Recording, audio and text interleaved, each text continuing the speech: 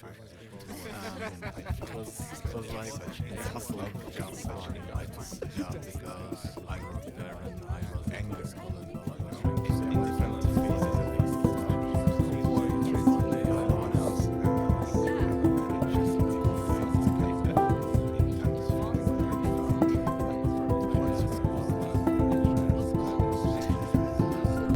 It's 0106, 26th January, Wednesday, Sir. and we are on.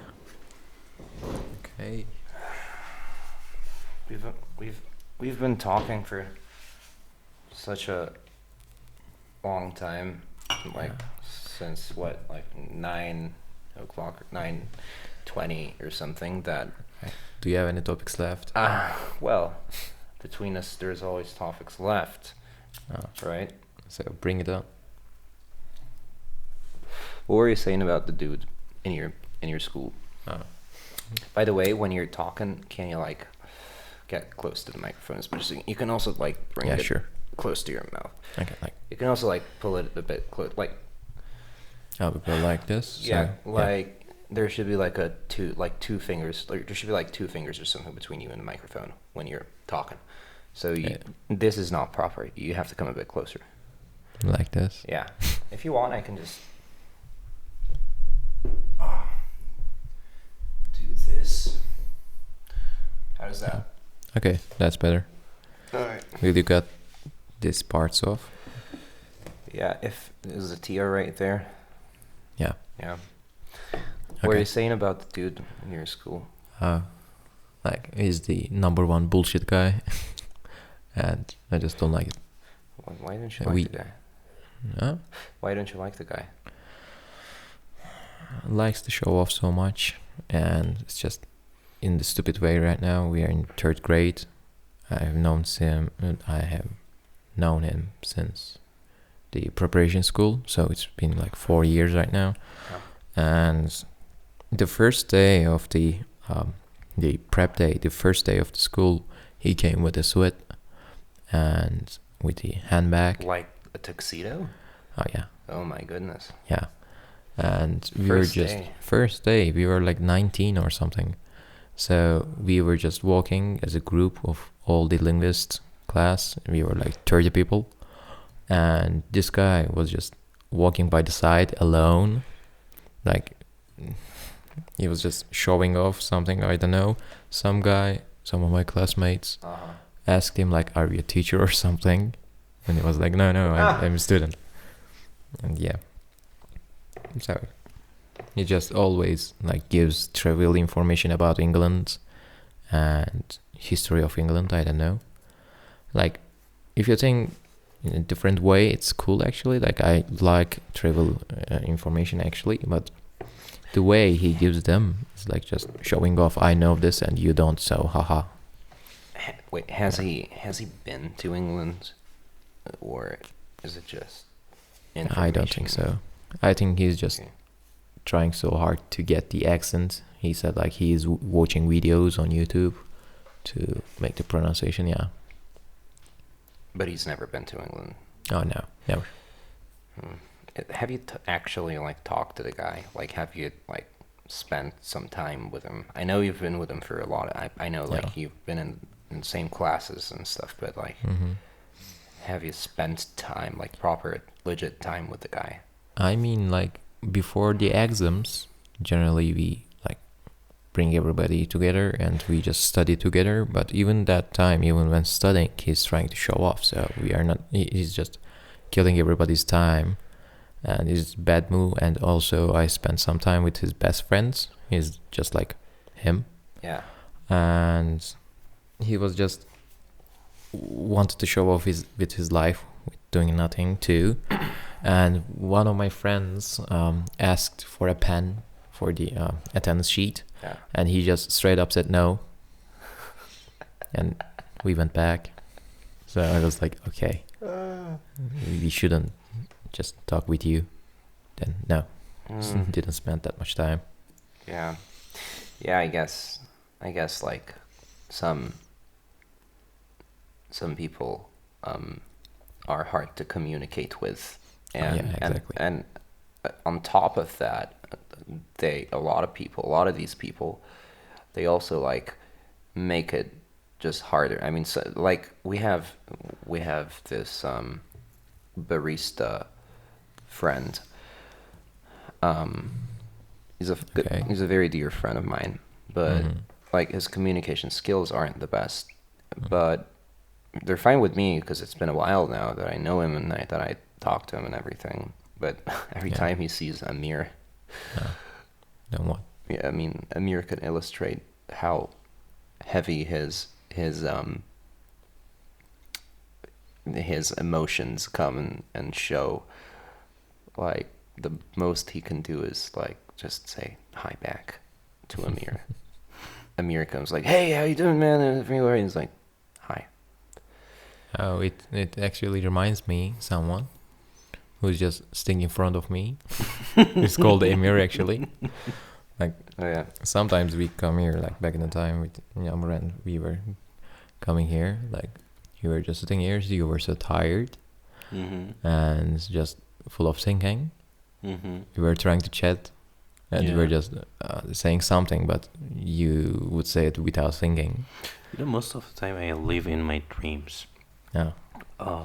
So being in the real world, it's sometimes really difficult. How is this? Let me just bring this a little bit. How is this now? Better?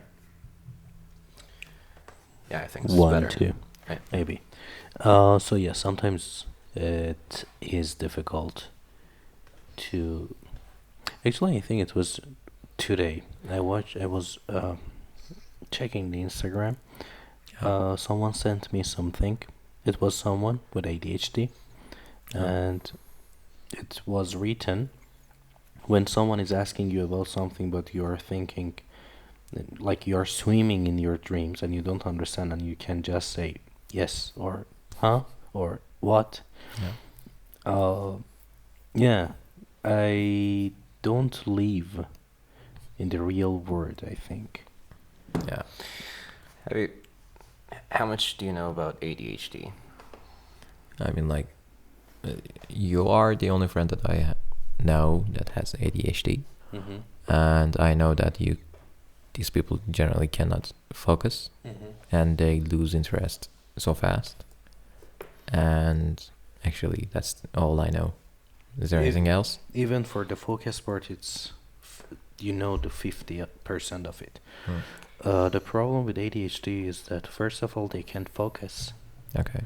and when they focus, they can't focus off. So you're just so yeah. For example, locked on it. Yeah, for example, it's not a good example, but just to make it more Yeah. clear. For example, I want to take shower. Good start. It's also for making decision. I mean, Okay. it takes 4 hours for me to make the decision for going and take a shower, and then when I'm taking shower, I can't come out. Like when I want to study something, or do a project or blah blah. It is a torture for me to start it, and when I start it, You cannot leave it. I even forget eating, breathing, and blah blah. I see. And it is just half of ADHD. I see. It's just more that we don't actually get to see it. Like when you don't have a, is it called disease or sickness or what is it called? It's called some form of disorder. Disorder, yeah. I believe. Okay, so when you I call it superpower though, but yeah. oh, okay, when you have a superpower, just the other people just know how much you show them. So I really don't know so much about it. Let's say. There was But- yeah, sorry, go ahead. That postponing things, I have that too. Not like that much, I guess. I call myself procrastinator. You know that. Mm-hmm. So I had 3 months that I was going to write some project about this lesson. I was going to read the Alice in Wonderland, and a Turkish version and another Turkish version, just criticizing the translation. Let's say I had like 3 or 4 months, and I did it in the last week. Yeah, and it was like shitty. Oh, but that's such a. I mean, yeah, that's. It's just procrastinating. No superpowers. Yeah, that's definitely, something that's been, I guess, part of everyone's life, everybody's life. Like exam days, for instance. If you, I mean, you're still studying, but go back to like high school or middle school, even back then. There was this. I get for most of us. There was this situation where we what? I think that microphone is better. There was this. No, I mean everything's fine. I don't like the quality. Anyway, there was this situation where we would wait and wait and wait until the last day. I'm still doing it. Yeah. Like I'm in the college. I thought like it will be different in the college, not in the high school, but it's the same again. Like I study in the last 3 days and I still pass them, which is like I'm grateful for. But I always tell myself like after the class is finished, I just search the topics and I say like these topics were actually interesting. I wish I had studied it, and I wish I participated in the class. Yeah. But I just don't, and I leave it for the last 3 days. Yeah. It's something that I regret, but I don't do anything about it too. It is same for everyone, I think. When we don't like something, when we are scared of something, when we think something is difficult, when we think something negative about the topic, then we can't start it. Yeah. And there is a difference between this one and the thing I told you. Oh yeah, exactly. We just sit somewhere. And we can't. Yeah. But every time that I do that, after that, I feel regret that I wish I had done it before. It's way earlier. Yeah, right? way earlier. I would learn so much about it, but I just don't have the chance right now. Yeah. Like in the latest class, it was, I don't know, the history of linguistics or something. And there was this class about Chomsky, which I think you know is of like course, father of American modern linguistics. Yes. So, and my teacher was... What was his first name? Noam. Yeah. Right. Noam Chomsky. Oh. Yeah, so he's the father of the modern linguistics, so I have lots of things to learn about him. Yeah. And I missed that class. And then I had a final project about him. Yeah. So I had to study all by my own, and I enjoyed it so much, actually. It was really good, but I missed that class, and I wish I went there, but I just didn't because I didn't feel so. Yeah. Yeah. Well, two things. First one.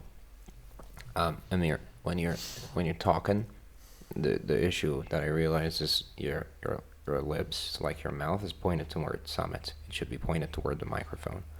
You will feel the change. A little bit. Secondly, like I'd like you to linger on to talk about A, how school has been going, B, how you feel about your field that you've been studying for such a long time now. It's not, you're not just, it's not like you're just going there to just pass time, but you've learned so much and so many things, and you've definitely, like, have you also, the other sub-question, like, have you picked up a certain form of passion toward, the knowledge of language and language learning and linguistics and English specifically? I'd just like you to go in depth about, how you feel, what you think, your ideas and everything. Okay. So I will start from the scratch. Go for Back it. in the high school, I chose to study language, and so I chose the language, class for 2 years. I studied that, but back in the time I didn't know what to become because, yeah, in Turkey when you study language, there are just little things that you can do. Like you can either be a teacher, or you can just work in a McDonald's, something like that. The other things, generally, you don't have the chance to find a job or they don't pay well. So it's either teaching or just doing nothing. Yeah. But nevertheless, I studied it, tried my best, and went to university. And when the choose time started, choosing the university, I looked at the university. I looked at the majors. There were three choices: A, teaching; B, literature and language; and C, it was linguistics. The three rational choices. I didn't know if I wanted to do teaching, and literature was just like shit. Actually, I didn't want to do it. Was it that bad back then, or is it just still bad? Yeah, it's still bad. It's still bad. Is it like it's just hard to find jobs when you study literature, or is it just I mean, like in Turkey, is it unnecessary or something? It's something like let's call it this way. There are so many people that study English at the colleges, and there are so little teachers, let's say, that actually can find jobs. So if you want to work in the government, it's all fraud and bad things. So you have to have someone that's powerful to get you a job. Yeah. Or if you want to work in like other places, private companies or Private other companies, courses, private schools, whatever. yeah, you need to improve yourself so much in language part. Yeah. So I didn't want to work in the government, so I didn't choose the teaching, and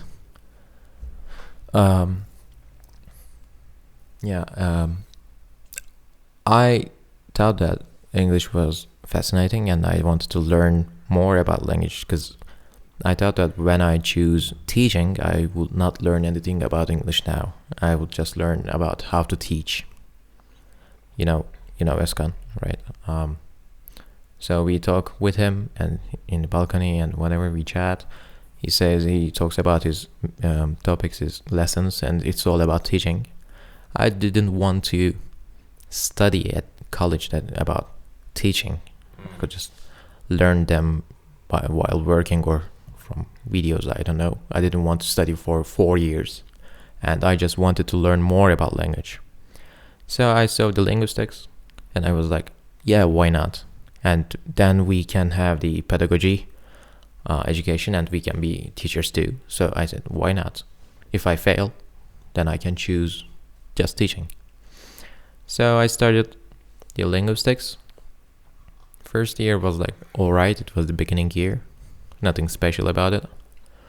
And second was the corona year, so just a lockdown, and we didn't do anything. I was just laying down in the house and wasn't studying. But this year in the third grade, we have our major topics. So even though I just went to university for like 2 weeks in total for the whole term, the days I went was actually so good. I'm saying like it was a good thing I chose linguistics, because we studied, for example, syntax like last year, and syntax, right? It would be great if you talk about it a little bit. Okay, so syntax actually works on about the word orders in a sentence. Like we use, for example, subject there, but can it move, or where do we generate verbs in our mind? So when you can say want to or wanna in some sentences, but sometimes you cannot. So syntax studies these. We had syntax 1, it was obligatory, so we had to take it, and I passed it with D, and I was not feeling good about it. But this term we had syntax 2, and it just was optional. Yeah. And I was like, this syntax actually is the biggest part of linguistics actually. So I was like, okay, so I'm choosing linguistics. So if I don't choose the syntax too, why would I choose the linguistics at the start, right? It's the major thing. Yeah. So I choose the syntax too. I did a lot better actually. I guess I passed the exam too. It will be announced tomorrow. Actually, I'm waiting for it. So I chose that, and second part was better actually, because studying at the second grade, it was just history about linguistics. So we didn't do anything new, anything that's happening currently. So this year we studied things that's happening right now. Noam Chomsky, he's still alive actually. Yeah, he's 95, 94, 4 or 5, something like that. Yeah. He's still out there. He's still doing some things. Yeah. And his ideas are still are being told. So we studied him, studying the current thing, and I understood like why these things are debated. So it was more practical, not theoretical. So it was better. And so where do you find your relationship and your thoughts right now with language compared to 3 years ago? The teaching in Turkey in high schools about the like language, about English. I'm not talking about German because it's like 2 days, 2 lessons per week, so we don't know German in anything. But for English, it's like 14 or 15 hours a week if you choose language, so it's much actually for a week. But the only thing we learned was the grammar, so I was not able to speak that much actually, and my listening and writing were not that good. After I started the university, I was able to practice more, and with the phonology lessons in the university, which teaches you how sounds are made or how they are created, how do we pronounce them, and about the anatomy, I could practice speaking more, and other classes just taught me so much. And now I consider myself I know like 10 times better than myself in high school. Like it taught me so much about the language itself, its history, it's like language families, and even anatomy knowledge. Like I know some parts of the brain that makes differences, some medical experiments. Can you talk a little bit more about syntax, as you mentioned, like where does this idea come from? What is it exactly? And what are you guys working on regarding syntax? And what do you think about it? Okay, so like back in the day, there are some ways of looking at the language. So excuse me, who was it that used to say back in the day a lot? Do you remember? Was it Al? Was it Al? It was Al. Oh, that dirty mother. Yeah. Fucker. Yeah, it was him. I think he had a word count of like I don't know, 1,000 million billion whatever, like Really? back in the day. And still he was talking about 2 minutes ago. Yeah. I see. Like when I say back in the day, it's like 1800s. Yeah, that makes sense. Yeah. Oh, Al was like, Sam, back in the day, Yesterday. 2 minutes ago, you just said. Yeah. Anyway, sorry for cutting you off. Okay, so it started with a guy called Saussure. Actually, I love him. He's just a tutor of linguistics, and he didn't do any like thesis or something. He was just a teacher, but he had some interesting thoughts, and his students at the college took notes of his classes, and then after he died, they published it as a textbook and grammar book, and then it did a revolutionary thing. Actually, it changed how we think about languages. So the systematic things that we have rules and we have some systems in languages is coming from him. Oh And so after Saussure, there were lots of guys, and one called is Bloomfield, is American structuralist. And yeah, 1 second. You looking for it later? Yeah, I am. It's here. It's right here. Oh, okay, Yeah. couldn't say it. So he was the Bloomfield, and he is a behaviorist. So he says you learn language by imitating others until it becomes a habit. This is how you learn language, behaviors.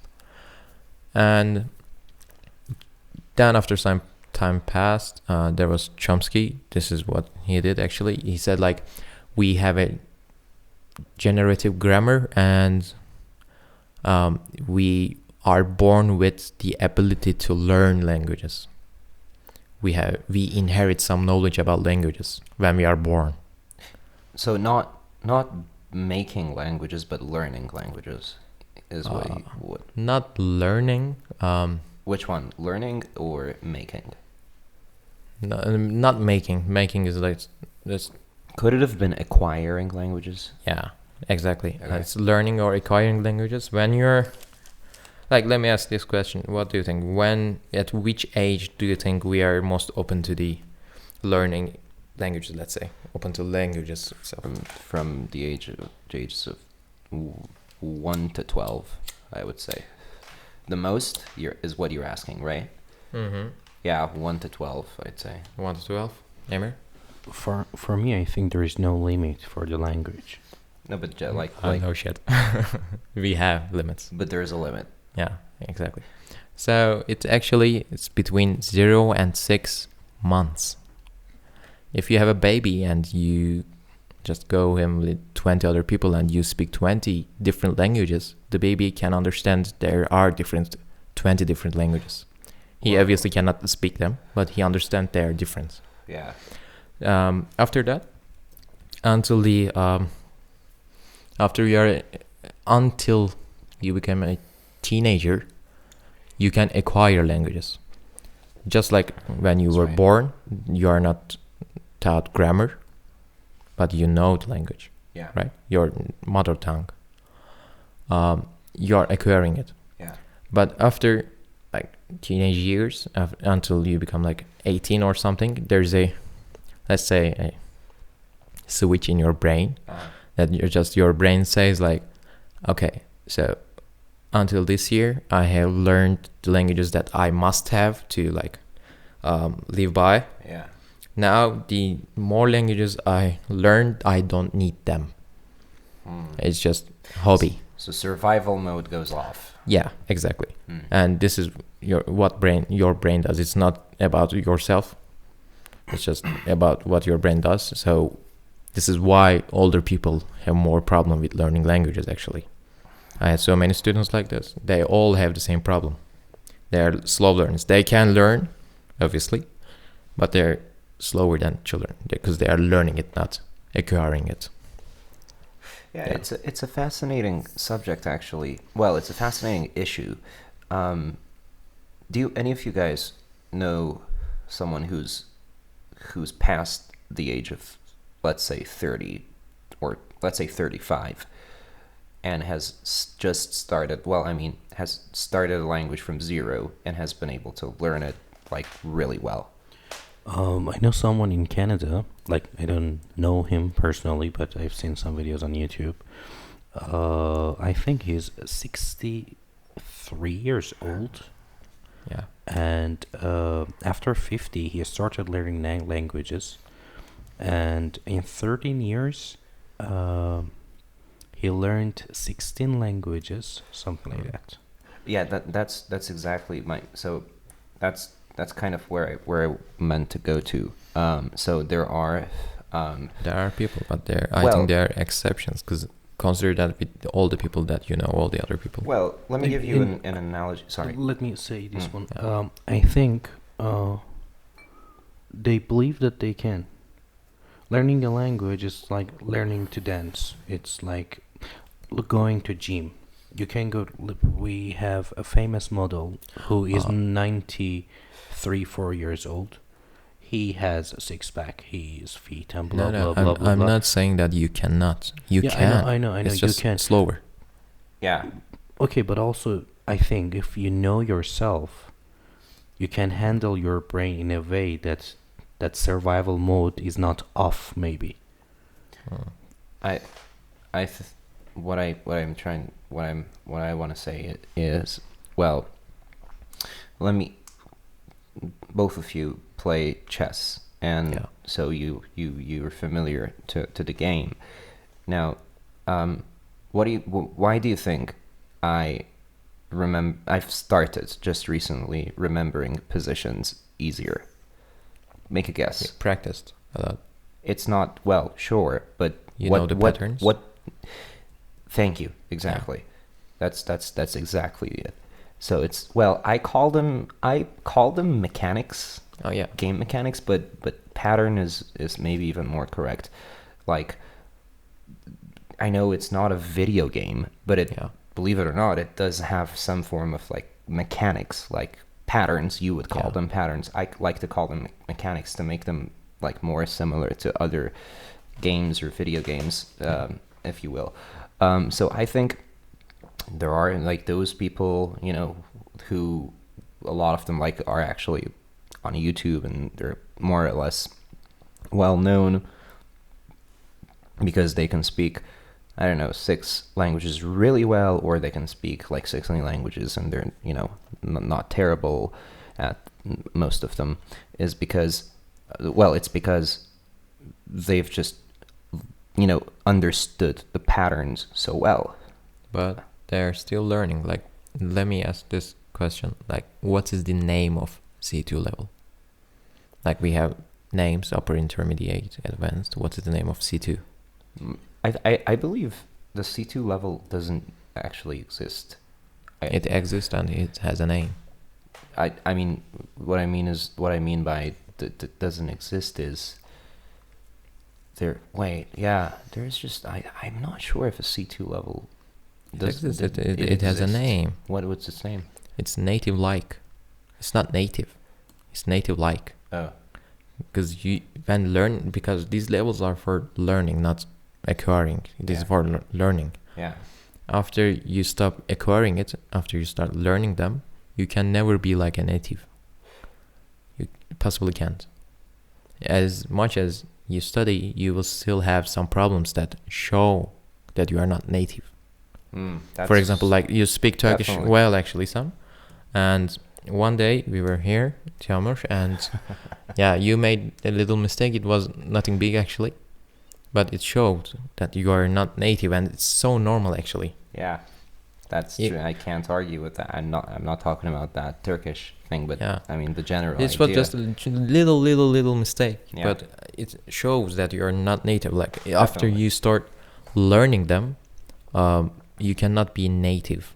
You have to acquire it, and you have to start from a younger age. Yeah, but Okay, but I have a problem with that Yeah. opinion. What is the definition of mother tongue? We start living with that language. So the things that we need at the age of 6, 5, 4 is different. Yeah. So mother tongue, it means you know all the words, not all the words. Like Like mother tongue is like not used word anymore. It's not used anymore because we have words like polylingual, right? If so many people born in Europe are polylinguals, until the languages that you learn until like you are 12 or something like that, they're all your mother tongues. okay, but it's still I'm going to use the same word for it. Okay. We have people who are not native in a language, Yeah. but they know the language even better than the mother, like those people who speak in that language as a mother tongue. Yeah. But what is the difference between a person who talks in a language as a mother tongue and a Mhm. person who learned it later? I think the most important part is vocabulary. For example, if you ask about animals, that Yeah. person who knows the language as a mother tongue knows more animals, because at the age of 4, 5, 6, 7, 8 at a school, Yeah. different places, he checked all the animals. But for Yeah. example, now I'm 26. I'm learning the German, for example. Then, for example, French doesn't matter. I don't check all the animals Because you don't unless need it. because I don't need them. Exactly. So it doesn't prove that we can't be like native. You said native. Like what did you say? Yeah, native like C2 Yeah, level. native like. Yeah. I think C2 could be even better than a native, but still we Mm. call it native like, and it's Yeah. just because of this vocabulary that we don't need them even. I Yeah, like I- this is the thing. Like when you're younger, you need to know them. 'Cause at some point, your brain knows that you will need it. Actually, you don't need them. You are just curious about the words, But- or you see those things. Okay, now you need a word to explain it. Mhm. when you're talking, can you point toward the I know, but it doesn't pick your voice fully. I try. You just have to talk like this. I try. Yep. I don't think that's the only case. There's a very, very, very, very, very important thing that you're missing out Yeah. here, and that is related to emotions associated with, well, two words. When we grow up with a language, there are certain emotions that we associate them to, and those emotions are the closest. When you learn a language, no matter how much you master it, still, you can never fully emotionally feel those words. There are many, many, many, many examples on this. One of them being, for instance, cursing and cussing, swearing. Yeah. Like there are so many people around us who speak English, and they easily, can say the words fuck, shit, or cunt, whatever. Yeah. Without saying anything. Without any feeling shame. anything, yeah. Any shame, right? Yeah. And well, that's a really good example for. It doesn't work. It's not working. My lighter over there sometimes.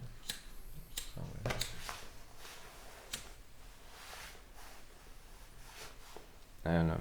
Yeah. That's one example.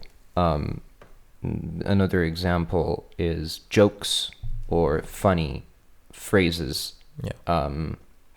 Short phrases, long phrases, whatever, it doesn't matter. Or maybe even phrases or sentences that aren't necessarily funny on the surface, but have a context within it that makes it funny, and only if you grew up with that language you would understand that it's funny. Or another one is passive aggressiveness, for instance, talking passive aggressively. Now, one of the reasons why, for example, we might understand Turkish better than a lot of, let's say, Westerners, is because culturally we're so close. This passive aggressive talking is very similar between us and Turks, and so it's easy for us to pick up when someone's talking passive aggressively, but it wouldn't be the same for any Turk, any Westerner who has learned the Turkish language for 10 years, 15 years. Yeah. The tone, picking up a tone of a language also. Like another thing is, no matter how much you master the language, tone and intonation is something that you really have to either put 120% on it every day to finally maybe acquire 50% of it, or you have to grow up with it. Tone in each language is so holy and so important and different and special. Yeah. Your mother could say the same sentence in 12 ways to you, and each of them would have a different meaning. And if I'm a Westerner, for instance, I will hear all of those 12 the same. If I'm not a Westerner, but like a country like, I don't know, Iran or something, from Iran or something, I might pick up 5, 6 of them. I'm still going to miss the other 6 because I haven't grown up with your mother in that house. There was a study about like 9 ways of saying yes. Mm-hmm. 9 different ways, Oh, and yeah. each of them give different meanings. Yeah. So all of you talked about, actually we studied these things. So actually it's a funny story. Like we have a group of people we call American structuralists. So this group of people, after the guy I mentioned, Saussure, so there was this guy, Franz Boas. He's actually a physician or something like that. So they were trying to guess why is the sea looking different? Why is the colors are different? It was like 118s. No, like 1920s, I guess. I don't really remember. So he goes to the North Pole, to the Eskimos, and he sees like there are at least more than 10 words to describe white, but we don't have that.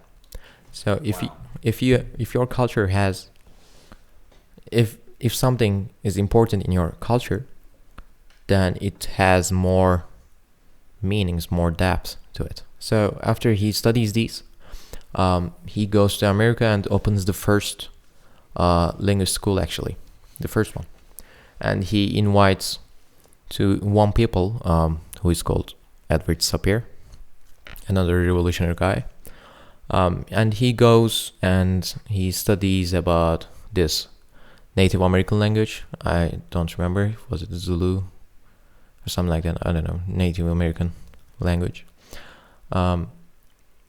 He sees like there are some concepts that they don't understand.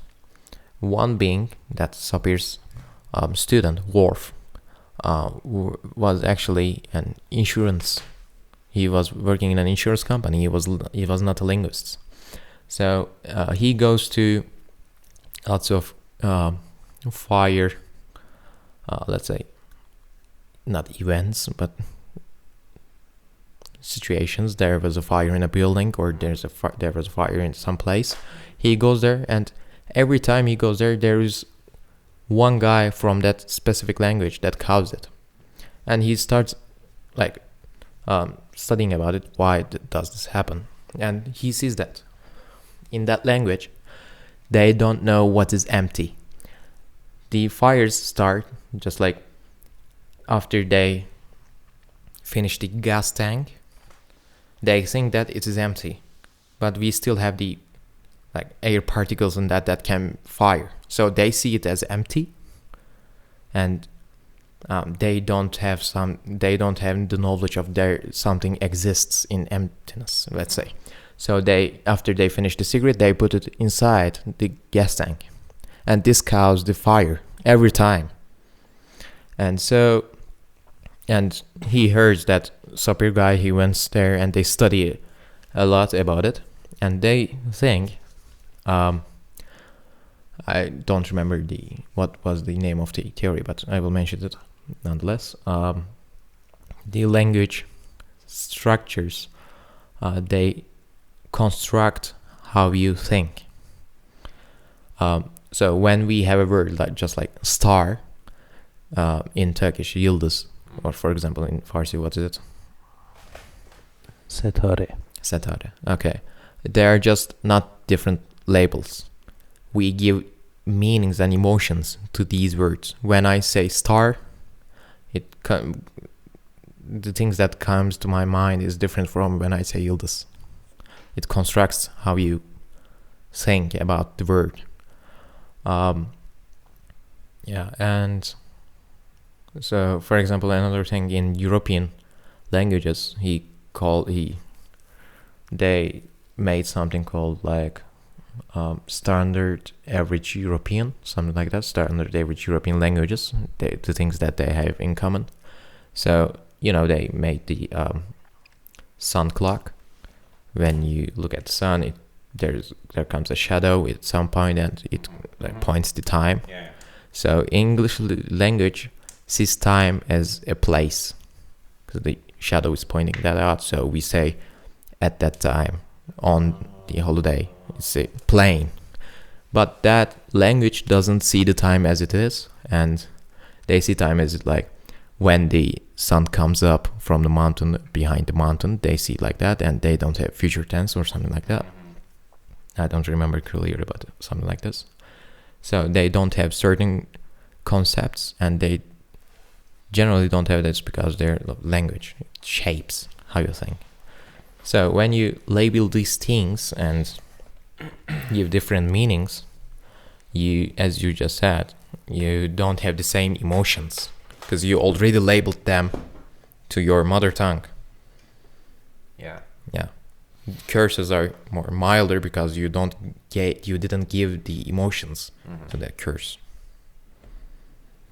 There's something that I've been thinking about it for over 2 or 3 years. Okay. That my voice while I'm speaking English is different. Farsi is different. Turkish is different. Yeah. Mine too, German yeah. is different. Yeah. And recently, I found out that my personality is different in each language. Yeah. Because, for example, in Turkish, I started business with it. So my character in Turkish is more serious. Yeah. It's to work. My English is more friendly, so I can say I love you easily to everyone, and I mean it. Yeah. But I can't say it in Turkish. Maybe I've been trying so hard, and now I'm trying, so I can say seni seviyorum sometimes to some people instead of I love you. But for example, in Farsi, in my mother tongue, it doesn't work, at least for now. Yeah, because didn't Again, give the emotions that you gave. it is too heavy in Farsi for Yeah. me to say "Duset daram." But I love you in English. I can say it everywhere.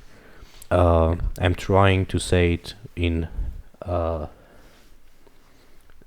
Turkish, but again, it is difficult. Yeah. And I wanted to say something else, but ADHD, I forgot. I forgot so many things too. It's okay. Your issue sounds more like Alzheimer's these days. It is. You're It is. forgetting too much, Yeah, man. too much. Yeah. Yeah. I think one thing that I wanted to. I'm sorry. Okay, I'm go sorry. for I'm it, sorry. go I'm for sorry. it, go for it. I actually, will remember you once. Actually, I forgot what I wanted to say. Okay, I'm happy. I'm happy for that. I'm with So, Alzheimer's. I think because of these things that each language has a different character in my mind. Yeah. So according to each language, my experiences could be limited. So Yeah. I think without language, I could experience more. I think like language is like a religion. It makes some frames for you. Because when you talk about, I don't know, for example, as you said, star. Star for me in English is like exploring. In Farsi is kind of sad because normally in my city the air was polluted, so I couldn't see everything clearly. So it was like 1 or 2 Different stars.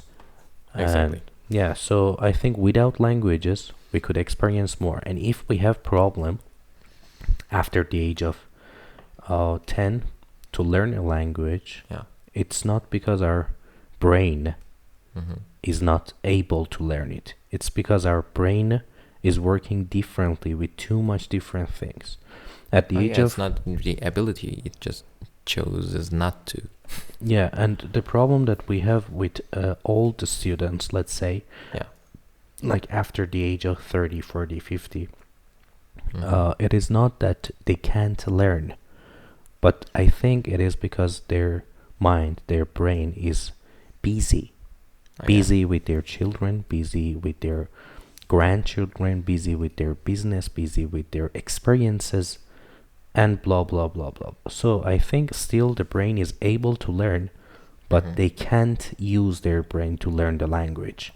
And they don't actually need that much, as you said. They have different focuses. I mean, their work, their children, they have like more things to worry about, let's say.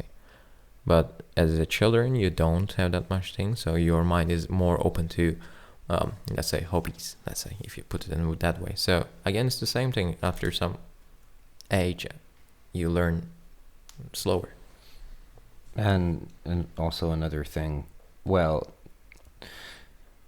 as as you get older, as many people get older, they kind of lose their touch with the creative self that they had in their younger days. I'm always shocked. I'm always baffled and shocked when I see this student, this person who has an age of 40, 45, 50, is a businessman, is a lawyer, is a nurse, is a doctor, is a teacher herself or himself, can't remember how creative they could be, and how many ways there are for them to practice the language that they're trying to learn, and how much they don't believe in themselves, how much impossible they think learning this, particular whatever language it is. Well, for me, in my case, English is, because a big part of it, even today, again, it happened. Like, there was a new student, and they asked me, like, how do you think I should practice? And I mean, a great idea to always ask someone who seems to know better in a particular subject, but still, I think to some extent these are very fundamental things that you should be able to find out yourself, know yourself. Right. You have to explore it. You have to get creative. You have to see what is your weak points, and what ways do you actually enjoy learning more. Like, do you enjoy writing more? Do you enjoy listening more? And also, what do you don't focus on that much? What are you lazy so much about? And these are things that, like, come on, you've done so many things that might be even harder than might be 2 times, 3 times harder than learning a language. I mean, where's your creativity? Where is your self-belief? I think it's about, like, cultural thing, I guess it is. Like, because we are from the age of, like, I don't know, 5, 6, we are guided so much. Like, even becoming doctor, you say, you are guided that you should study this like this until you're like age of 25, I guess. Then after that, you have to do this surgery like this, and you're guided again and again and again. But learning English, knowing yourself, is always something experimenting. But you cannot study law with experimenting. You have to watch the steps, follow the steps. But knowing yourself is not following the traces. And creativity is like a normal thing, because you lose it in the early ages. And that's why I always make this argument of how sad it is that we start to forget. Like, there are so many things that we start forgetting, plus myself, I mean, everyone, all of us. But this is just another thing that we just forget through time, over time, rather swiftly and easily. We forget how creative we used to, get when we were younger. And it's sad. Yeah. It's first I want to start with this fact that probably for our families, all of us, like the friends that we have, we are not good children for our families. We are not good students. We are not good workers. We are not good something according to the frame of the society. For all of our families, they preferred us to be in our city, in their home, married, having children, and blah, blah, blah. Follow the traces. Already with 3 kids. Yeah, so we didn't follow it. We didn't follow it, and since the beginning, we started to fight against these frames. Creativity. So, at the school, we didn't accept teachers. So we became teachers. We didn't. Good point. At university, at our offices, at everywhere, we didn't accept anything. Whenever someone told us something, because we were stubborn, probably as a child, we started to ask why. Exactly. But everyone is not like that.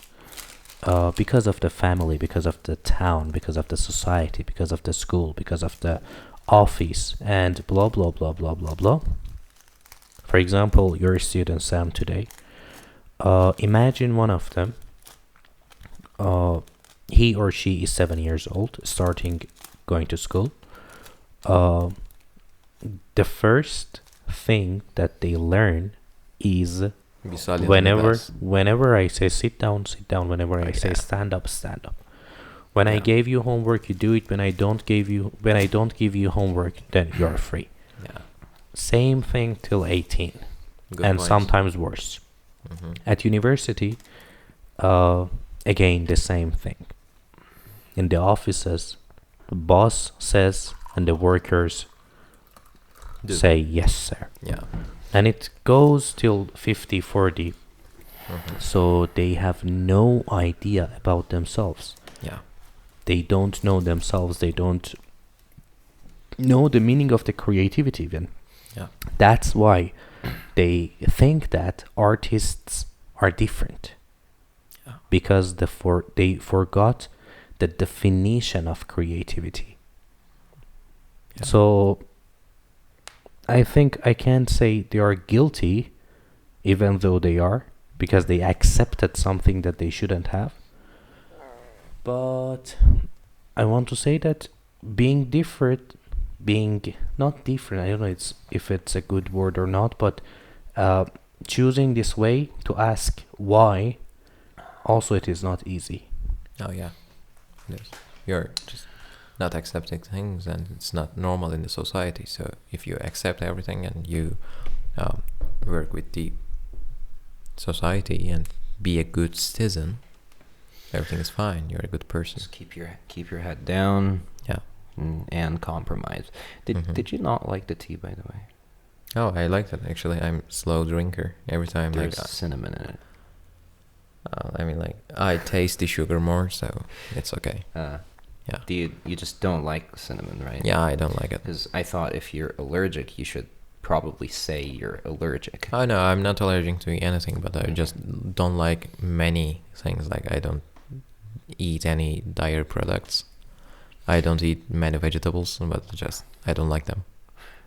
Let me ask you this question. You have any questions you want to ask, or I'd like to ask you this question now. First, how many years has it been now that you've been teaching? Like professional or just giving? All of them is professional. No. Like, since when have you been teaching? Okay, let me count. 3 or 4, I guess. That is really So- not that much. I guess it's a good time to ask this. Yeah. What do you? It's 2 questions in one. Yeah. What does Samet today think is the best way to teach someone English? No. And for them, like what are the best ways for them to learn the language, to practice it, experiment and learn?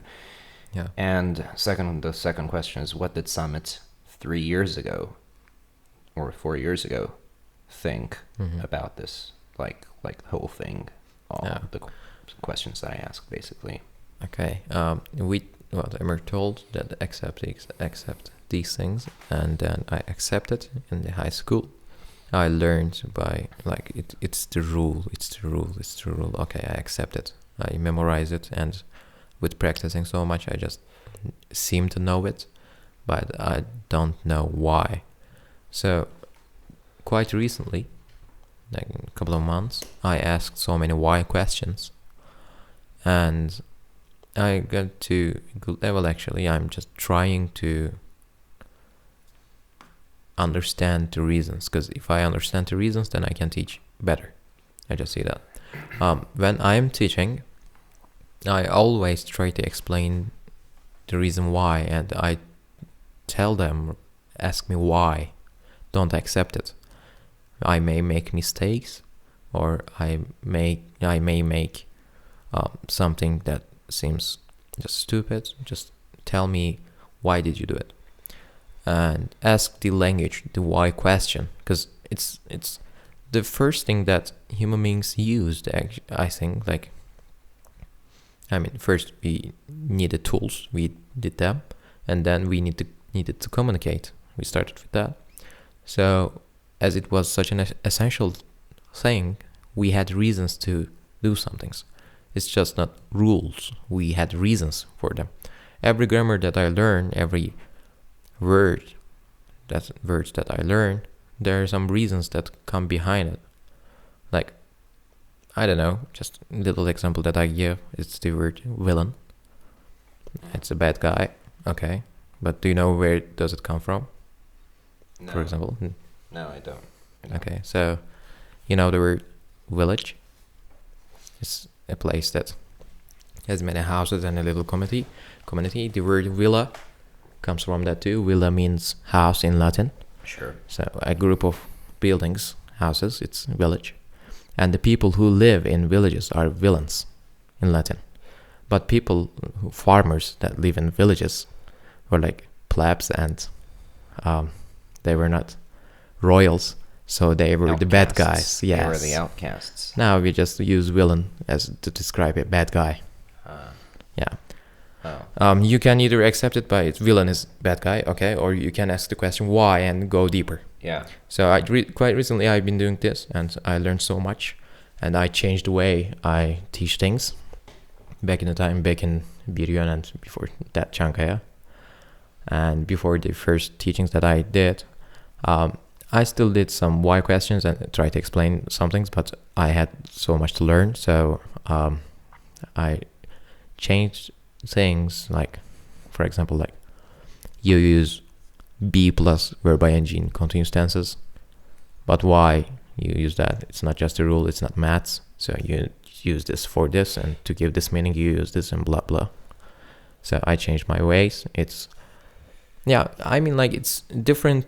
It's a difficult thing to experiment, actually, because generally we have classes, we take them from A1 and until the end of A2, and then after A2 they go to other teachers, generally foreigners, native speakers or foreigners, because the students likes it more. I don't know why. They don't want Turkish students. It's a thing. Turkish It's teachers. become a thing because, because every institute does it. It's become a thing. I'm half British in the constitution, because I know how to pronounce things. I know how to speak, so I just can't be fully Turkish. The students don't expect that, so whatever. They just want different teachers. So in B1 level, they change the teachers, and after that, I don't see them. Or even if I see them in the constitution, not constitution, oh my God, institution, yeah. I can just chat for 5 minutes, and I cannot check their levels or their ways of doing things, so I don't know if they did better or not with my technique. So it's a difficult thing to experiment on. But I now have an A1 class. I will go until C1 B2 with them. So the most recent ways that I've been teaching, I have the chance to experiment on them. So now I will see, like, in 2 months, 3 months, if we do this podcast again in 2 or 3 months, I can show you the results. But right now it's hard to just give a point if it's good or not. But how do you experiment? What are these new experiments that you do? I try to explain whys in grammar, but when you explain the whys in grammar, sometimes for some students it becomes harder to speak. I couldn't understand that much, because when you know the reasons, you should be able to speak more. But some students, they just don't accept things as rules, but they can speak so fluently. So it's a little different thing. It depends on the students too, I know that. Yeah. But showing the results is doing. When I see a B2 student of mine that speaks fluently and knows why we use these grammar rules here and that, I can finally say that, okay, this is a good technique. Until then, I cannot. But also, you shouldn't forget that we are interested in why, Yeah. but it is not interesting for everyone. That's true. Maybe exactly. that's the reason some students don't want to know why. They want to talk. Yeah, when these things happen, we get them from A1, and when we go to A2, we have a week of break. During that break time, they can change teachers. So if they are not interested in why question, they can just change. I will experiment on the students that choose to stay in my class until B2. So let's say I have like 12 students in that class right now. If I have like 3 until the end of B2, I can just see the results on that 3 students. Let's say. Have you? I've told you about Michel Thomas's strategy / style / method of teaching. But do you know anything about Michel Thomas? Have you ever heard? I don't. I just remember you're saying like it shows a pattern or something like that, and you can produce so many sentences with that pattern. Yeah, that's true. Basically, well, so Michel Thomas had this very, very, very interesting method where he would sit down and he would use the mother tongue of the students, which would usually be English, because he did speak perfect English with a German accent. Yeah. But he would use so much of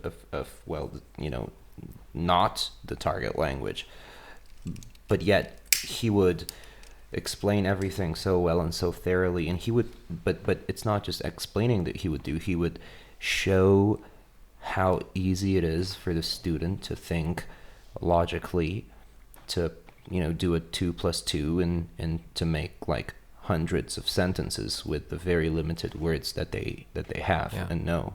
And I was first when I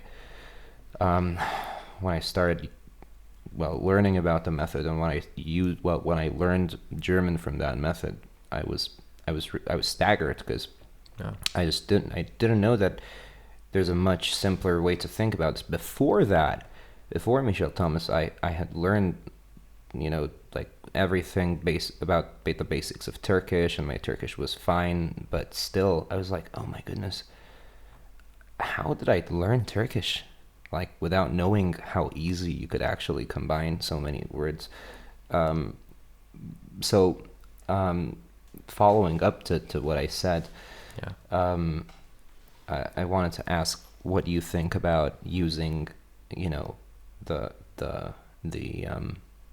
forbidden language in class, which is Turkish? Do you think it could be used? Do you think it's preposterous to say you should never use the mother tongue or the native language of the student? I mean, it differs from the students' aims, actually. If they want to speak and they want it for general English, it's okay not to speak Turkish at the beginning. But again, you have to make so simple sentences that they can understand. Because if we agree that they start from the scratch, they don't know anything. Even if you say like sit down, they will not understand anything, and they will eventually, but it will take time of their learning. Okay, and they pay money for that, and they want to learn fast. It's not. I'm talking about the classes. I'm not talking about ourselves. Okay, I was going to say something. I forgot. Forbidden language. Oh yeah, Turkish. So it's generally advised like you don't use Turkish, like at all. Even if you do, like, use only 10% Turkish in the classes and 90% English. Yeah. Which is okay. Again, differentiates from students' needs. But the thing I do, I start A1 with speaking Turkish more to explain how easy it is again. Like, for example, the teachings of tenses. I find them ridiculous, actually, because when you have a book from Oxford, we follow the Oxford's instructions on books. We have them, so it starts with present simple, and then past simple, and future simple. Then it goes back to present continuous, and it makes them a little confused, I saw. So when I teach, for example, in A1, we have to teach them like 4 tenses: present simple, past simple, future simple, and present continuous. These 4. When I draw a little table, little schema, for them to see, like, okay, this is verb 1 here. To make it past, use verb 2, and it's done. If you want to use future, just put will and put a verb in front of it. After that, and you make a sentence. I need to explain how easy it is as Turkish. So they can like make little connections about it. If I start full English when I go to first lesson, every time I have a new class, which I have like a new one every month. The classes are shorter in that place. Every time that I have a new class, I go in the class saying that my name is Sam, I'm foreigner. I pretend like a foreigner. I don't speak Turkish for like at least 20-30 minutes. Mm-hmm. If I have like 10 students, generally 5 of them are really into it. They see like, oh my God, we are speaking English, so I need to try my best to speak. And the other 5 are just scared. They see the others, they can speak, but they cannot, or they're afraid of speaking, I don't know. So they lag behind and they never recover from it. And as they don't see any Turkish, they're just sitting there saying nothing silently and just watching the other 5 students talk. I saw that too. So I start with speaking English fully. Then after some time I switch to Turkish. I see what the students are about. I see which ones are more, let's say, interactive, and which ones want to join the class more. And I see the others, and then generally I focus on the others to make them speak. Because when they speak more, I can match them with the already speaking students, so they can practice and the others can learn more. So I kind of do the both at the beginning, and after some time, depending on the class's level, if the like silent students are more like 9-1, I need to teach in Turkish more. But if the classes, even if they do wrong, if they want to learn, if they open to make mistakes, I just then switch to English and don't speak Turkish. It's just really depending on the students. I don't just use one technique and go for it. I'm just, again, experimenting. Yeah. What do you think about it? I mean, look, it's a really, really complicated thing. I mean, teaching becomes sometimes so intricate and so sensitive. I mean, so let's talk about those couple of students who get so quickly frustrated and mad and just devastated, and they feel, like so lonely and they get mad. I mean, there are so many reasons to why that person would feel like shit in that moment. And plus, just a little thing, as my students are generally older, generally like at the age of 24, let's say on average, they're paying the money themselves. So like they're saying in the first lesson, like, I paid this many thousand Turkish liras to here, and I'm learning nothing. Yeah. So another thing. Yeah, definitely. That's an issue too. But so yeah, psychology, I like being able to understand at least a little bit of human psychology, and being able to have having the ability to evaluate what kind of mental position that person is in, who is in front of you, is very important. That person might be frustrated and devastated and scared because when they were a child, they were made fun of a lot. when yeah. they were trying to learn English, for example. That's such a common like situation. Yeah, or their family never believed in them, or their friends never believed in them to learn a language, and then eventually they started not believing in themselves, Yeah. and now they're there because their job requires, a B1 certificate, and they must get it. They need the job. The job pays well, Yeah. and etc. And Promotions. so, yeah, and you have to like be so careful there to like make sure you've evaluated the situation correctly, and you're not gonna push too hard or too much that the student completely shatters and breaks and never comes back again. But you also need to find a way to actually push the students, to show them that they can find, creative ways, and there are so many easy ways for them. That's where I really love to use the Michel Thomas method to show these students, like, hey, look, it's super easy. Just, so what is this? Okay, and what is this now? And okay, and now what is this? Okay, great. Now tell me this sentence. And they'll think like, for a couple seconds, and they're like, I will tomorrow buy. And I'm like, yeah, that's perfect. The only thing is, we say, I will buy it tomorrow. And they're like, oh. So I think... Some of them say, oh, okay, I messed up the simplest fucking thing. And then you have to like show super positive. And you're like, no, are you crazy? No, you're great. Or like do something so they laugh and they forget. But what I'm trying to say is I passed this 168-hour TEFL course, and they like were so strict that you must not use the mother tongue or like the native language or the first language. You only have to use the target language. Again, the TOEFL class is like, it's very different than I disagree with it. Disagree with it. I mean, I'm talking about adults. I'm not talking about children or teenagers. I'm talking about adults. Adults' minds work differently, and they can, I mean, of course, still, you have to just, there's still tea left you can get. You still have to assess to see what kind of teacher that person is looking for, like what style that person likes more.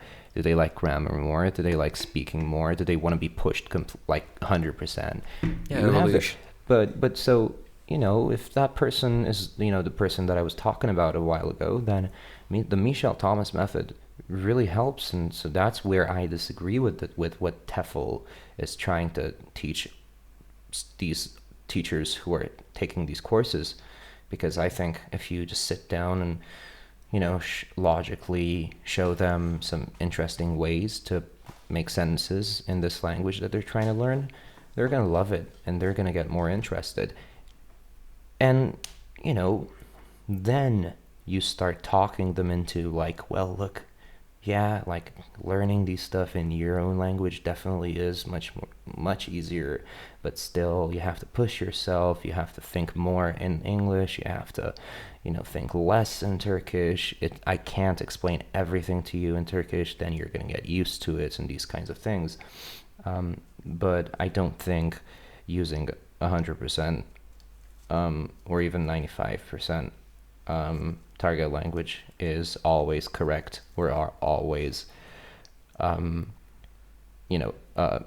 effective, unless you come up and say only the unbreakable should come and learn English or any language, because then it's a different thing. Okay, then it's like, well, some people will break and some people won't, which I don't like. I would rather try to save everyone, please every student in my class in a different way. Yeah, this is like one of the things that I like about teaching the most. Like, you can never play by the scratch, by the book. You have to always evaluate and change the things that you do depending on the class situation. You cannot never follow the book completely. You have to change some things because you're working with humans, and humans change. Every one of them are different, and you always need to come up with new things, and this is what makes, for me, teaching more interesting than many other jobs, because in the other jobs you just do the same thing over and over again, over again. I used to work in my father's place for, I don't know, a couple of months. I did packaging things. In place that we went to. Oh yeah, I did some packaging things. It's been like 2 Wait. months. Do you remember? Yeah, he does. Look at this laugh. Yes. Yeah. So I did some packaging things there.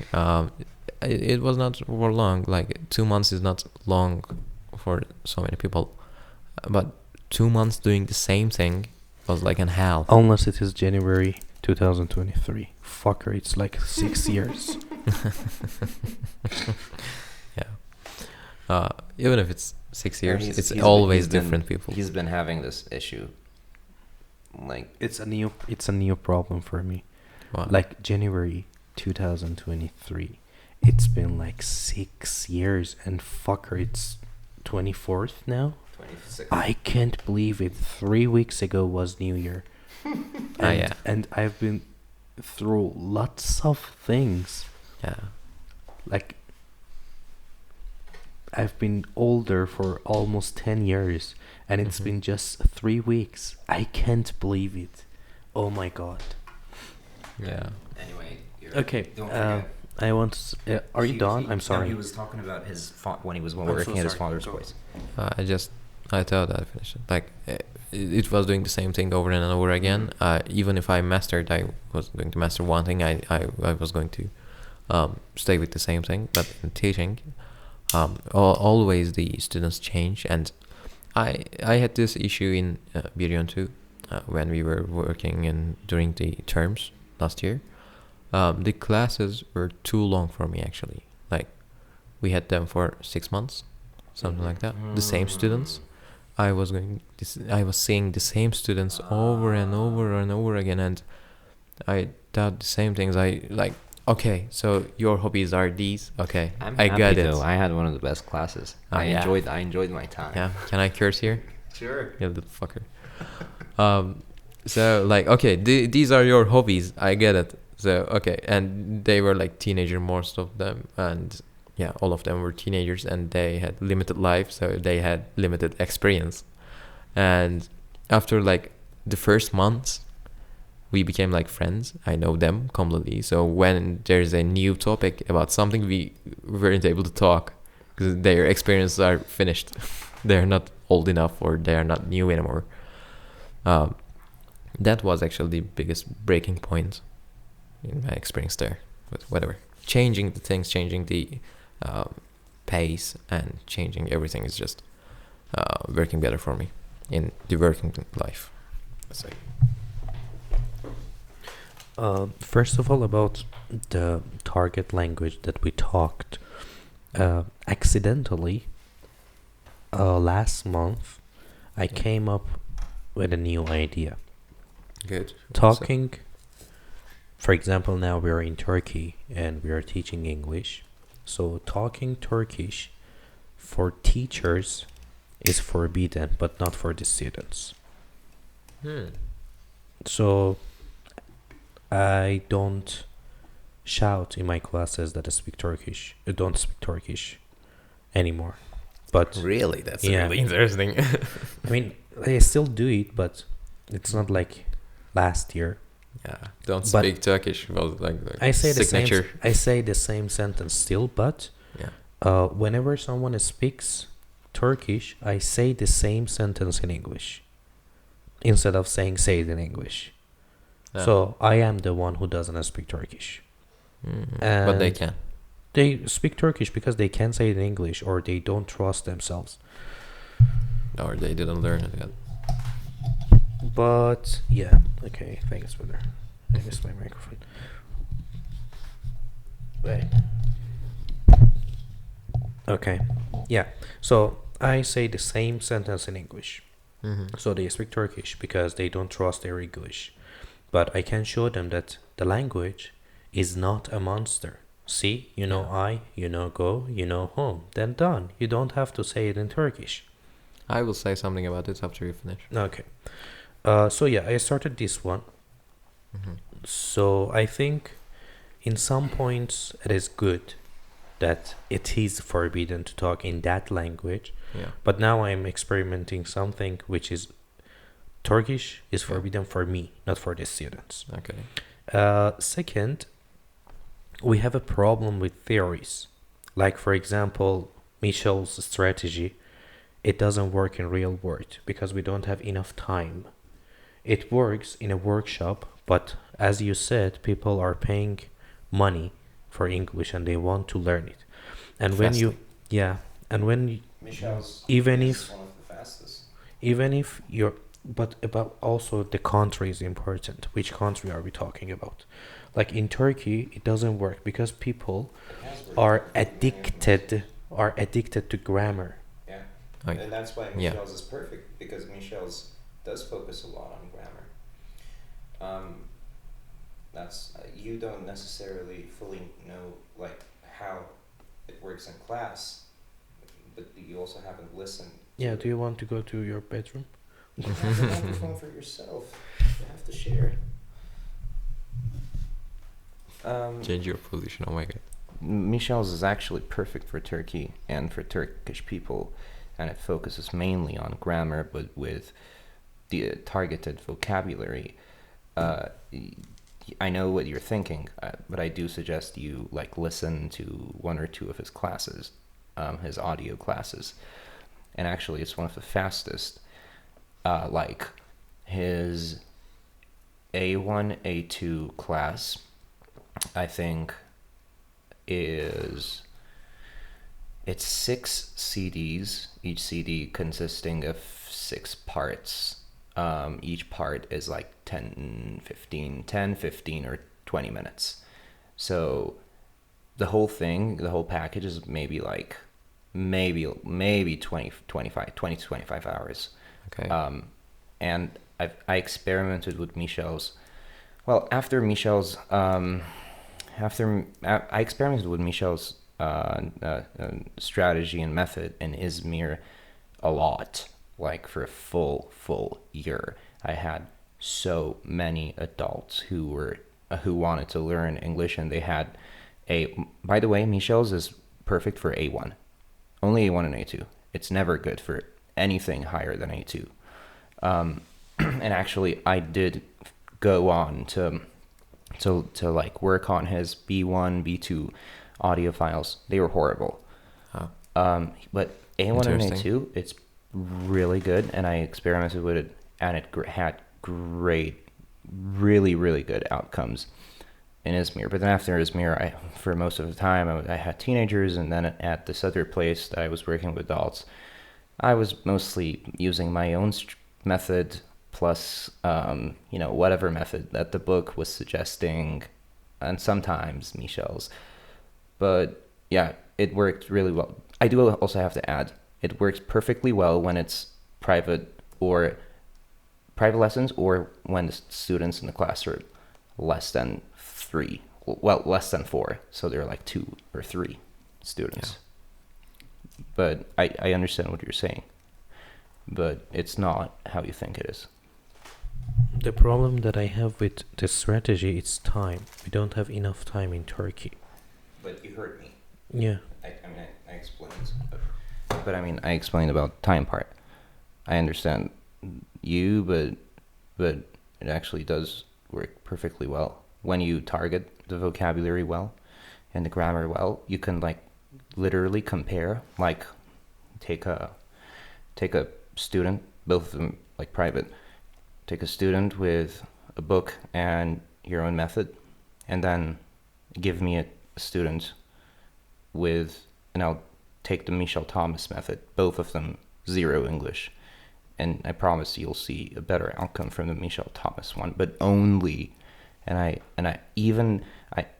I want to emphasize, I guess I'll emphasize A1 and then probably A2, but perfectly would work with A1. It builds up a perfect A1 level. Plus, there's something else to it. It's confidence. Like, it's something that is harder to show and give and imply to students with other methods. There are definitely other methods, but Michel's seems to be really well. And I'm only saying this because I experimented with it for 1 year, and it had really good outcomes. Okay. Something that I would say about, like, you have been teaching to Turkish students more, I guess, right? More Turkish students than foreigner students. And I've been teaching to the Turkish students more. We have some problems in Turkish, like, I don't know if it's the case in other languages, but Turkish is such a complex language, and it's wants the hearer to evaluate what you say. So in English you give the meaning, and it is the meaning that you give, but in Turkish, when the hearer hears something and makes the evaluation and then has a meaning, different meaning in his own mind, I find it more common that I'm misunderstood in Turkish than in English. So the language is more direct in English. For example, like, there was a teacher, Taner something, I don't remember his name. He gives this little example, I like it. So you are with your girlfriend, whatever, you go to cinema, right? And in Turkish, you say, bize taksi çağır, to the görevli. To the worker there, you say, like, bize taksi çağır. How many taxis do you get? 1 or 2? Well, How many?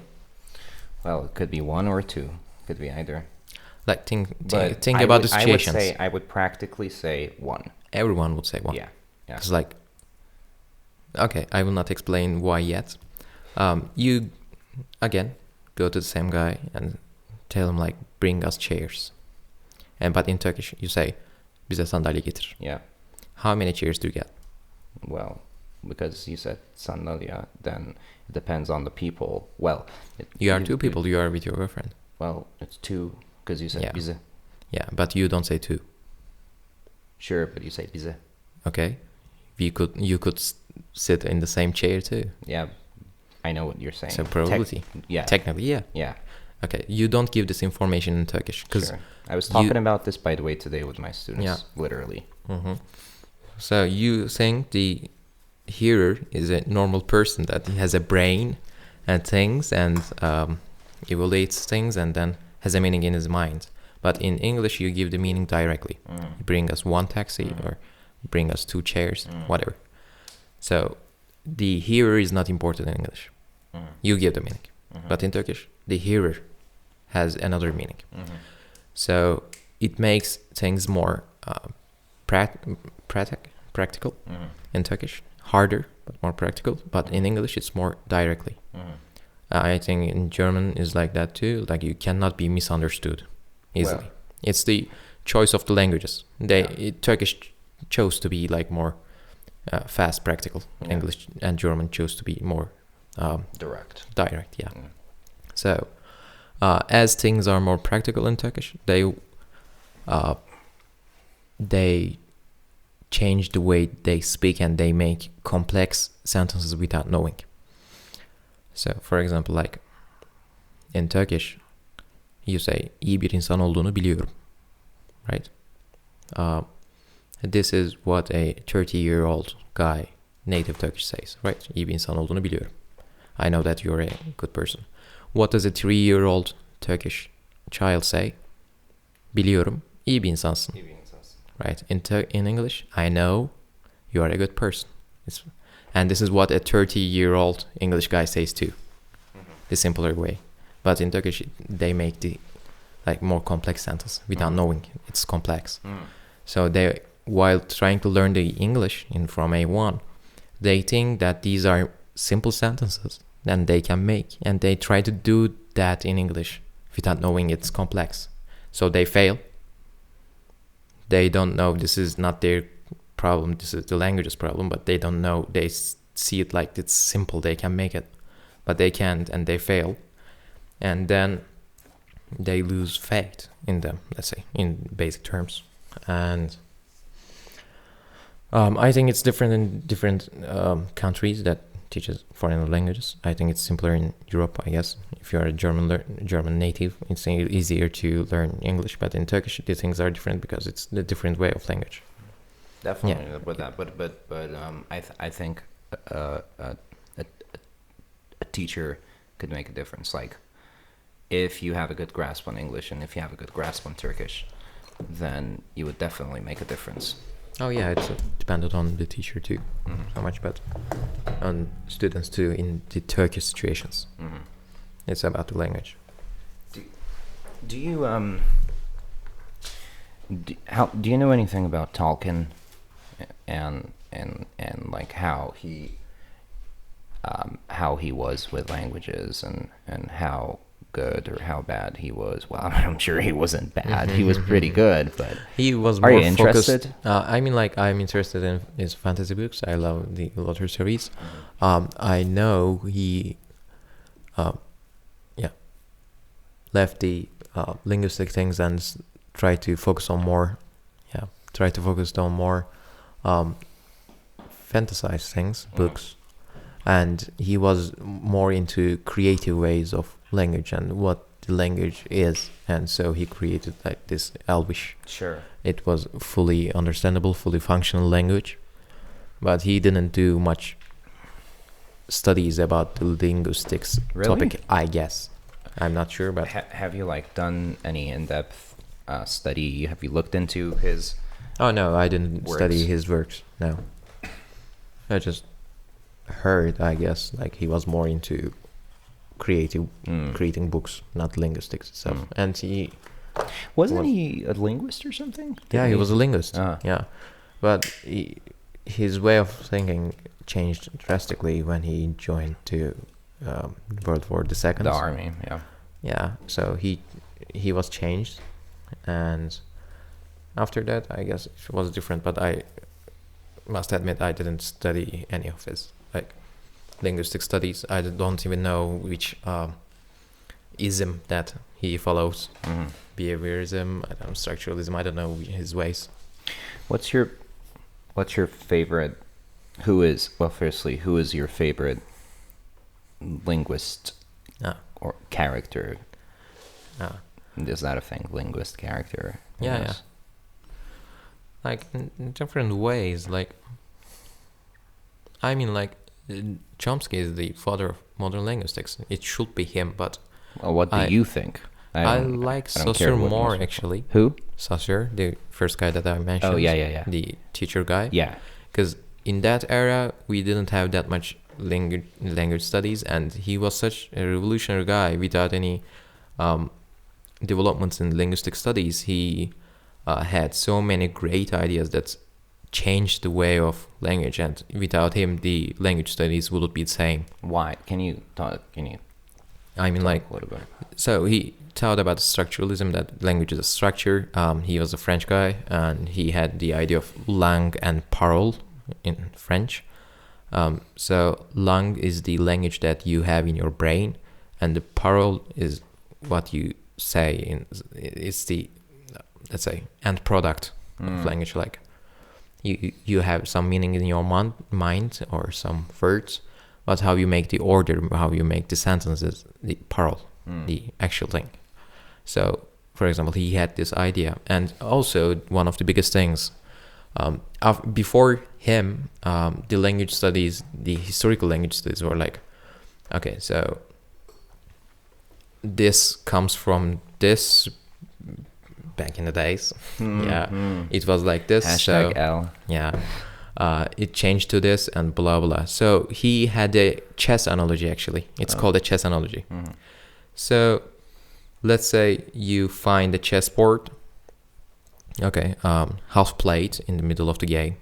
You change the players, new players come. They really don't care about the past. They care about the situation that they are in right now. Right? It's okay. They may see like the place before they came, but it's more about now. Yeah. He says definitely. like you have to study language separately from the history. You have to study language as it is at the present. Oh, okay. right? Without any changes. Like we have the great vowel changes or chain shifts in languages, like in German or other languages. Grimm's law, I think it is. Some letters changed, like p to k became b to g, and they were like aspirated before p to k, and they changed. But now they are b to g, and it's not important what they were. Now we are in the situation. Now we have to study as it is right now. He also made that chess analogy, and it also changed the way we think about language. And he created structuralism. It was a failed product, actually, after Chomsky came and he changed everything. Even if that was a failed study, failed theory, the things he had done until that was really different, because the way of thinking was different, and he thought really differently from the other linguists. And he was not even like releasing books or theses. He was just teaching in a university. He didn't do anything. Only his students gathered his books, and not books, gathered his class notes, and made a book and published. And after him, there were, I don't know, 4, 5 schools that came after him, just following his instructions, like the Prague School of Linguists, the London School with Firth, the American Structuralists, the other school that I forget, and the other one I really forget, I don't remember right now. After it, just a normal casual college teacher, there were 5 schools on the basis of his teachings. So it was a real great job. It failed, yes, but I think I like him more than Chomsky.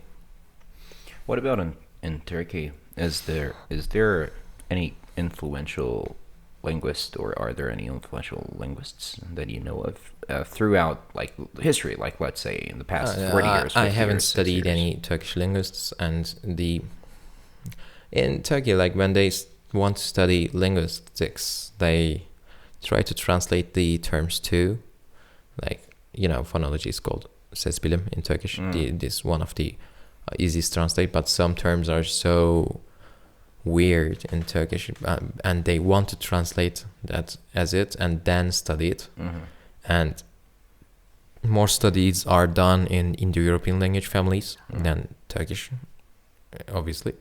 So we don't even have that much information about Turkish too. Like 80% of the studies done in linguistics are Indo-European language families. Wow. Yeah. Not even that much about Turkish anyway. Yeah. Are there any teams or any people? Yeah, there are definitely doing their studies in Turkish. Yeah, there are definitely people out there. I just haven't studied them yet. Maybe I will have classes about that in the future. I don't know. I never thought about it. I don't know if I want to study the basis of Turkish. I don't know. I'm really interested in English right now. I don't know why. Maybe it's the thing that I learned in the beginning. I don't know. But there are lots of things to study in Turkish too. But I'm just not interested. So I don't know any Turkish linguists. Yeah. Okay. I'm satisfied with the things that I learn in English linguistics. Like, for example, Indian and English, we're coming from the same language family. Indo-European, it's actually Sanskrit, the Indian language. What do you mean about Indian? Yeah. What do you mean by Indian exactly? I mean, do We have the Indian language, they speak in India. don't we have? As far as I know, I mean, you must know better, but correct me, please. Yeah. What I knew was we have many languages inside India Yeah, that exactly. have many different names. Yeah, And then we have the Indian English language, which is spoken widely. but current Indian and Sanskrit, the alphabet they have, you know them, right? It's really different from European alphabets. It's Sanskrit. There is a name. It had a name.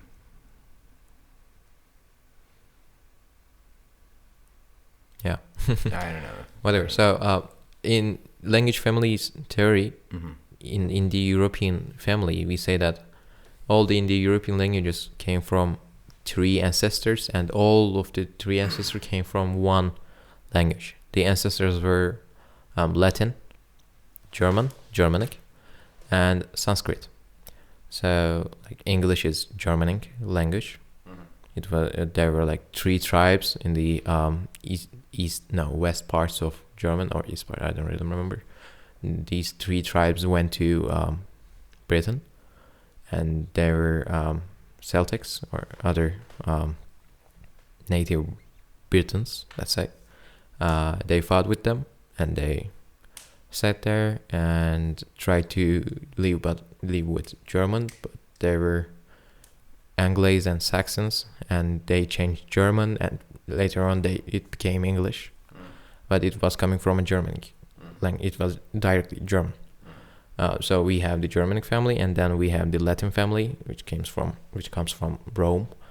So Italian, French, or Latin languages, for example. Even though it was Latin, French and English are more similar than English with German because of the historical things. So we have the Latin, we have the Germanic family, and we have the Sanskrit.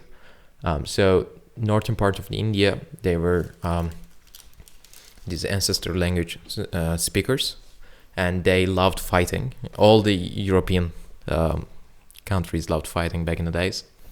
Yeah. So they went down to the India, they conquered it, that's Sanskrit speakers, and they made Sanskrit the main language there. So even though it's like called Indian right now, it comes from the same language that European languages came from, the same ancestors. So it seems like stupid at first because Indian is like really different from English. But if you work on Indian's vocabulary, you can see so many words are the same, but with just one vowel or one consonant change. They're too similar actually in the beginning. I mentioned the Green's law and great vowel shift. That sounds change. In European languages, you see the latest version, but when you look at Sanskrit, you can see the unchanged situation. So they were coming from the same family. That's Yeah. very interesting. Yeah, language families. I have one more question, and I think I'm going to be out of questions after that. Yeah. I guess I'm just asking this Yeah. from everyone. From now on, at least I'll try to remember to.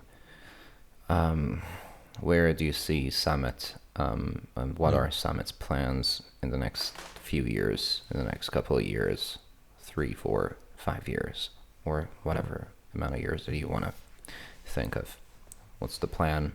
Mm-hmm. I'm like, there are different ways. The easiest and most guaranteed way is with Yağmur. She will become a doctor, and she has registered to a course that teaches something like TOEFL, but for medical students. She will pass the exam, go to England. I go with her and do something there. I don't know. That's the most guaranteed way, because she is studying more, and I believe more in her than I believe in myself. So about studying things. The other way about my career, I have 2 different ways right now. I have a job opportunity right now, becoming a coordinator in a let's say computer developing place. Let's say I will teach English and to the workers, and I will also have private lessons with them. Also will do the translating emails, and also doing translation in present time, so at the moment translating. I will do these kind of things. If it happens, I'm waiting. The next Wednesday is the big day for me, the first day of the job. If that happens, I will go on with that, and it pays good too. So I just may choose that way. And when I have more time, I can just study on my hobbies, about the board game stuff, or about just studying the language, studying more about my major, not caring about much for teaching. Even though I have still a good place in my heart about teaching, I may see that it can be enough at that time. I don't know, it may happen in like 2 years or 1 year or whatever. That's the other way. And if that doesn't happen, or if I like teaching more, if I realize that I like teaching more, I searched for the name rights of the place that I'm working right now. It's like not that much money, 20,000 Turkish lira, I guess. You get the name rights, and you got to use the books and the name to show off. I don't know. It's not that much, and renting a place in Kızılay, a small place, an apartment floor, I guess it's not too expensive too. Then maybe I can like gather with some other teachers that want to do that and open a little language course of myself. Actually, I really want that too, having a place of my own, and until opening that place, study more about how to teach and create a way of my own, and use that technique to teach and teach other teachers to teach like that, or just use their techniques and improve mine more, or just mixing something together and just use techniques that we all approve, not just books, not following books that someone else in another continent wrote, and improve it that way, and having a place of my own.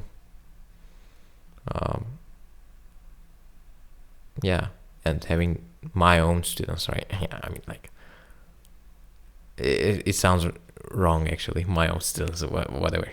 You get what it is.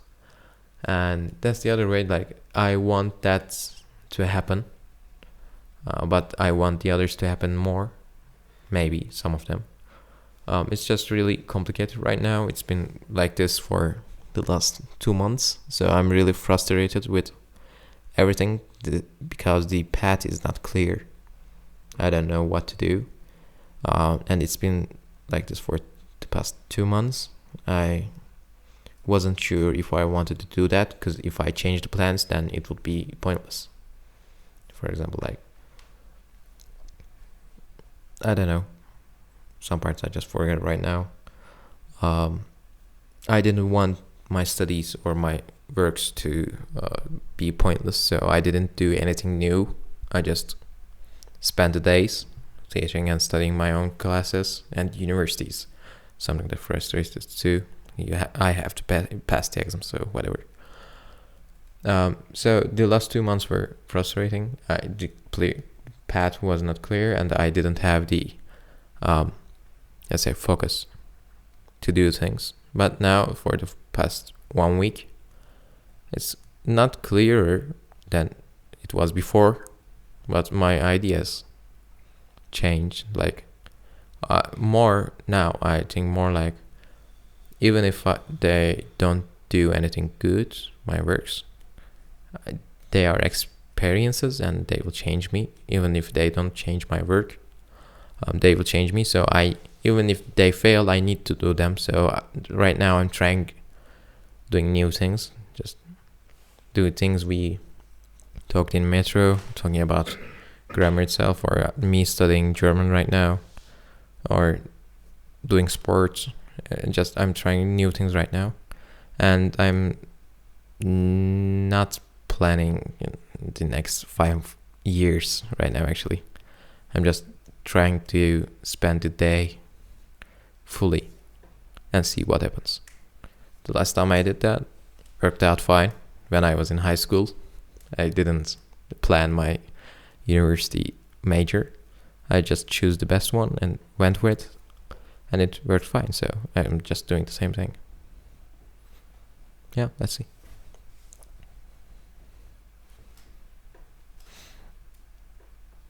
Okay. Okay. Then.